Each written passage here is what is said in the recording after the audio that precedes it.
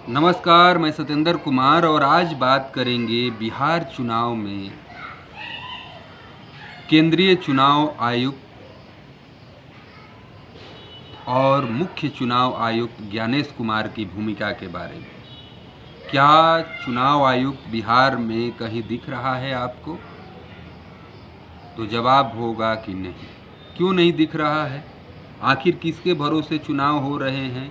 ये तमाम तरह के सवाल विपक्ष उठा रहा है। समस्तीपुर के सरायगंज विधानसभा के केसीआर कॉलेज के पास सड़क पर वीवीपैट की पर्चियाँ नज़र आ रही है और इसे आरजेडी के द्वारा वीडियो जारी करके बताया जा रहा है और सवाल पूछा जा रहा है कि चुनाव आयोग क्या इस पर जवाब देगा कि ये वीवीपैट की पर्चियाँ रोड पर क्यों बिखरी पड़ी है। तो चुनाव आयोग हर मोर्चे पर फेल नज़र आ रहा है। पहले चरण के चुनाव मतदान 6 नवंबर को हो गए, उसमें भी आपने देखा होगा कि कई लोग ऐसे हैं जो बूथ पर जाते हैं और उन्हें पता चलता है कि उनका बूथ पर पहले ही वोट डाला जा चुका है। लेकिन प्रमुख तौर पर कितनी जो खबरें हैं वो आपको राष्ट्रीय मीडिया में देखने को मिली, तो उसकी संख्या 0 होगी, क्योंकि सरकार को और चुनाव आयोग को किस तरह से देश के तमाम मीडिया बचा रही है, ये किसी से छिपा हुआ नहीं। आपने यह भी देखा होगा कि कितने ऐसे लोग हैं जो पोलिंग बूथ पर गए और बिना वोट डाले ही वापस आए, क्योंकि उनका नाम एसआईआर के कारण डिलीट कर दिया गया। क्या उनका कोई आंकड़ा चुनाव आयोग ने सार्वजनिक किया? क्या उनका आंकड़ा पर किसी राष्ट्रीय मीडिया ने चर्चा किया? तो सवाल और जवाब आप करते रह जाइए, कोई इस पर आपको जानकारी नहीं मिलेगी। तमाम तरह की यह भी खबरें आ रही थी कि चाहे वो पंजाब हो, हरियाणा हो, गुजरात हो, वहाँ से लोगों को टिकट कटाकर ट्रेनों में भर भर के भेजा जा रहा है कि आप जाइए बिहार में वोट कीजिए। आने जाने का टिकट, खाने का किराया, बसों से भरकर बिहार लोगों को लाया जा रहा है। इस पर कहीं आपने चुनाव आयोग का कोई प्रेस कॉन्फ्रेंस सुना? राष्ट्रीय मीडिया में कहीं इस तरह की कोई चर्चा देखा? तो इस तरह की मुद्दों पर क्यों नहीं चुनाव आयोग बात कर रहा है और विपक्ष के सवालों को जवाब देने के लिए कोई भी एक प्रेस कॉन्फ्रेंस कर रहा है? तमाम तरह के केंद्रीय मंत्री बिहार में डेरा डाले हुए हैं और जितने भी विपक्ष के नेता हैं आरोप लगा रहे हैं कि जो भी आईएएस अधिकारी बिहार चुनाव में चुनाव ऑब्जर्वर बनाए गए हैं, वो शाम को जाके उन्हें रिपोर्ट करते हैं और कैसे क्या करना है सब केंद्रीय मंत्रियों के इशारे पर काम बिहार में चुनाव आयुक्तों के जितने भी ऑब्जर्वर हैं वो कर रहे हैं। इस पर कोई जवाब नहीं। प्रधानमंत्री पूरे चुनाव में कट्टा की बात कर रहे हैं, गाना गा रहे हैं कि 6 गोली छाती में मारने की बात कर रहे हैं। किस तरह के गाने आरजेडी के द्वारा गाया जा रहा है? दोनों या तीनों जो भी गाने की बात कर रहे हैं, क्या उसमें किसी ने आरजेडी का नाम लिया है? क्या कोई भी गाना गा रहा है तो उसको जंगल राज से जोड़ के और जंगल राज पर आप वोट मांग रहे हैं? तेजस्वी यादव पूरे चुनाव में आरोप लगा रहे हैं कि जब आप गुजरात में जाते हैं तो फैक्ट्री का और इन्वेस्टमेंट की बात कर रहे हैं, और बिहार में पूरे चुनाव में आज नरेंद्र मोदी जी का आखिरी चुनाव प्रचार था, जिसमें आज भी वो कह रहे हैं कि कट्टा, कनपट्टी, जंगल राज। अरे विकास की तो बात कर लेते। 11 साल का विपक्ष हिसाब मांग रहा है कि 11 साल में आपने बिहार के लिए क्या किया, कौन कौन सी कंपनी लगाई, कौन कौन से उद्योग धंधे का अवसर दिया, कितना इन्वेस्टमेंट बिहार में आपने भेजा या लगाया, कितने बेरोजगार युवाओं को रोजगार दिया। भ्रष्टाचार के खिलाफ आपने क्या कार्रवाई किया? आपने 100 स्मार्ट सिटी बनाने की बात कही थी, कितने स्मार्ट सिटी बिहार में बनी? इस पर बीजेपी के कोई नेता जवाब नहीं दे रहा है। सब जंगल राज, कट्टा, बुरखा, घुसपैठिए, ये तमाम तरह की इर्द गिर्द मुद्दों पर बीजेपी और एनडीए चुनाव लड़ रही है। और दूसरी तरफ सिर्फ तेजस्वी यादव का फोकस है कि रोजी रोजगार और जनहित के मुद्दे पर, चाहे वो स्वास्थ्य की बात हो, चिकित्सा की बात हो, रोजगार की बात हो, पलायन की बात हो, तमाम मुद्दों पर बीजेपी के नेता या जो भी इंडिया गठबंधन के नेता हो, राहुल गांधी हो, प्रियंका गांधी हो, पप्पू यादव हो, उत्तर प्रदेश के पूर्व मुख्यमंत्री अखिलेश यादव हो, तमाम तरह के उनके सांसद, चाहे अफजाल अंसारी हों या बहुत सारे नेता जो हैं उनके आके बिहार में प्रचार प्रसार कर रहे हैं, लेकिन सब रोजी रोजगार के मुद्दे पर चुनाव में वोट मांग रहे हैं। और तमाम बीजेपी के बड़े नेता, चाहे वो राजनाथ सिंह हो, जेपी नड्डा हों और प्रधानमंत्री खुद हों, गृह मंत्री हों, जितने भी कैबिनेट मिनिस्टर आ रहे हैं, जितने भी राज्यों के मुख्यमंत्री आ रहे हैं, सब पाकिस्तान का मुद्दा, चाहे 370 का मुद्दा, घुसपैठिए का मुद्दा, ऑपरेशन सिंदूर का मुद्दा, इस चुनाव में इस तरह के मुद्दे पर वोट मांगे जा रहे हैं। कोई रोजी रोजगार पर बात नहीं कर रहा है। आज तक एनडीए ने अपने घोषणा पत्र के जो घोषणा पत्र जारी किया 29 सेकंड में, जहां से नीतीश कुमार चल दिए, उस घोषणा पत्र का भी इस चुनाव में आपने नहीं देखा होगा कि एनडीए ने कभी जिक्र किया।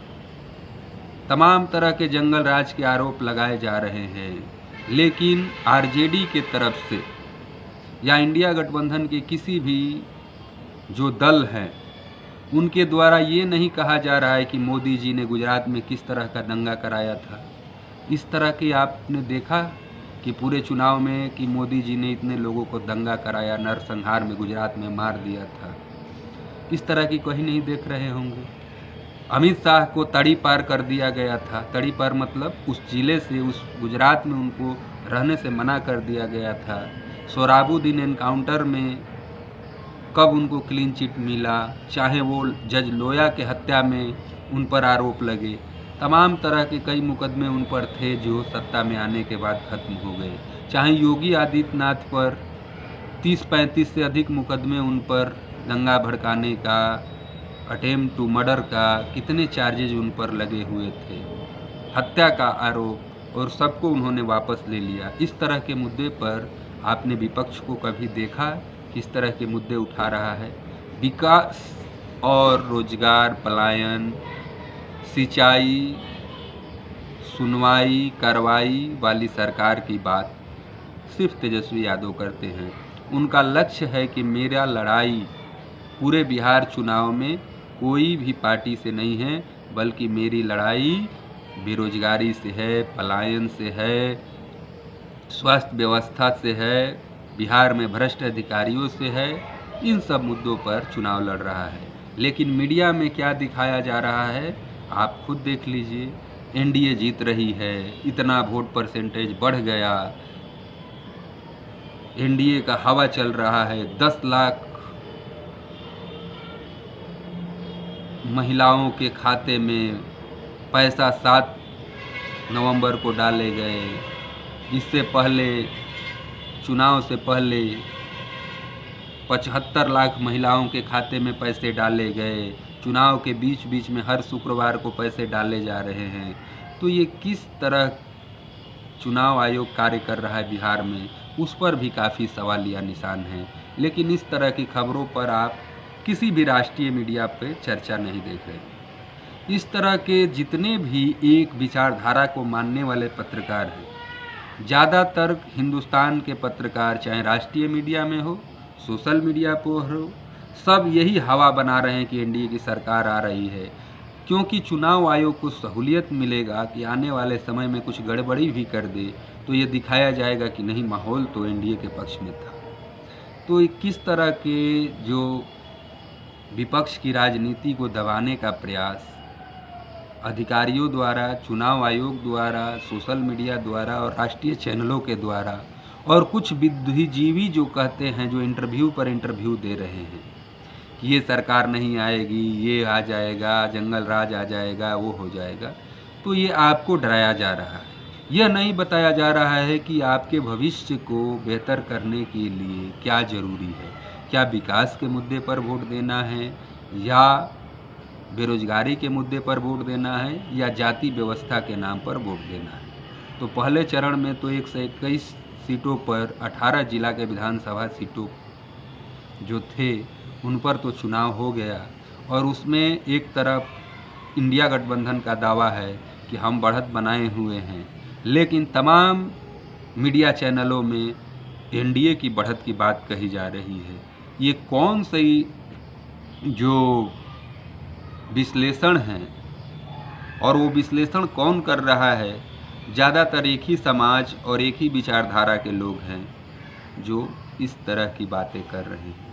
कोई मीडिया का एक भी पत्रकार उस चुनाव आयोग से कोई सवाल नहीं पूछ रहा है, उस बीजेपी के नेता से एक भी सवाल नहीं पूछ रहा है कि पूरे चुनाव की प्रक्रिया में नीतीश कुमार को लाचार और गंभीर बीमारियों से जकड़ा हुआ नज़र और बेचारा की तरह नज़र इस चुनाव में आ रहे हैं, उनकी बात कोई नहीं कर रहा है। लेकिन उनकी इस छवि को दिखाकर बीजेपी वोट बटोरना जरूर चाह रही है, और बीजेपी के कई नेताओं को यह एहसास हो गया है पहले चरण में कि बिना नीतीश का बिहार की राजनीति में जगह बना पाना बहुत मुश्किल है।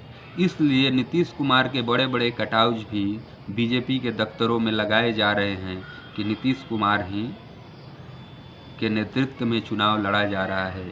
लेकिन कोई भी जो जिम्मेदार एनडीए का नेता है, चाहे वो प्रधानमंत्री मोदी हो, जेपी नड्डा हो, अमित शाह हो, इनके द्वारा आज तक नहीं कहा गया कि सरकार बनने के बाद हमारा मुख्यमंत्री नीतीश कुमार है। दूसरी तरफ प्रधानमंत्री कहते हैं कि कनपट्टी पर कांटा रखकर तेजस्वी यादव ने अपने आप को स्वीकार करा लिया कांग्रेस से कि मैं ही मुख्यमंत्री हूँगा। क्या नीतीश कुमार कट्टा नहीं दिखा पाए?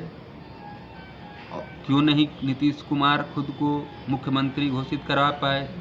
तो ये तमाम तरह के सवाल पूरे चुनाव में गूंजते रहेंगे, और जब तक कि दूसरे फेज का मतदान नहीं हो जा रहा है 11 नवंबर को, और 14 नवंबर को गिनती जो हो रही है, वोटों की गिनती जो होगी, वो अगर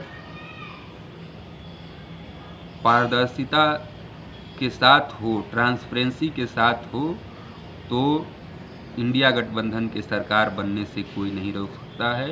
क्योंकि जितने भी बेरोजगार युवा हैं, जितने भी पलायन करने वाले बिहारी हैं, जितनी भी महिलाएं हैं, वो सब इंतज़ार कर रही हैं कि कब तेजस्वी यादव की सरकार आए, और जो तेजस्वी यादव वादा कर रहे हैं, चाहे वो जितने भी कॉन्ट्रैक्ट की नौकरियां हो, चाहे बेल्ट्रॉन जैसी हो, स्वास्थ्य विभाग की हो, जिसमें भी अनुबंध पर रखे गए हैं, सबको वो परमानेंट करने की बात कर रहे हैं, सबको सरकारी करने की बात कर रहे हैं।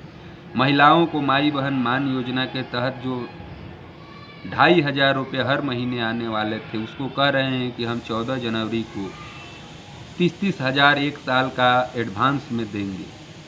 जो पूरे साल का हो रहा है 30,000 रुपया, वो एक ही बार एडवांस के तौर पर हम देंगे। चाहे वो नौजवानों की रोजगार की मुद्दा तमाम पुरजोर तरीके से उठा रहे हैं, और उनका लक्ष्य एक ही है, जिस तरह अर्जुन ने पूरे महाभारत में एक उनका लक्ष्य था कि जो कह रहे थे कि मछली का सिर्फ आँख दिखता है उन्हें, और कुछ नहीं दिखता है। उसी तरह इंडिया गठबंधन के तमाम नेताओं को अपने मुद्दे को छोड़ नहीं रहे हैं। कितने बार मोदी जी के तरफ से, अमित शाह के तरफ से हिंदू मुस्लिम के मुद्दे पर विपक्ष को लाने का प्रयास हुआ, लेकिन विपक्ष टिका हुआ है। अब देखना है कि इसका कितना असर 11 नवंबर को डाले जाने वाले वोटों में हो रहा है। तो आज इतना ही। नमस्कार, जय हिंद।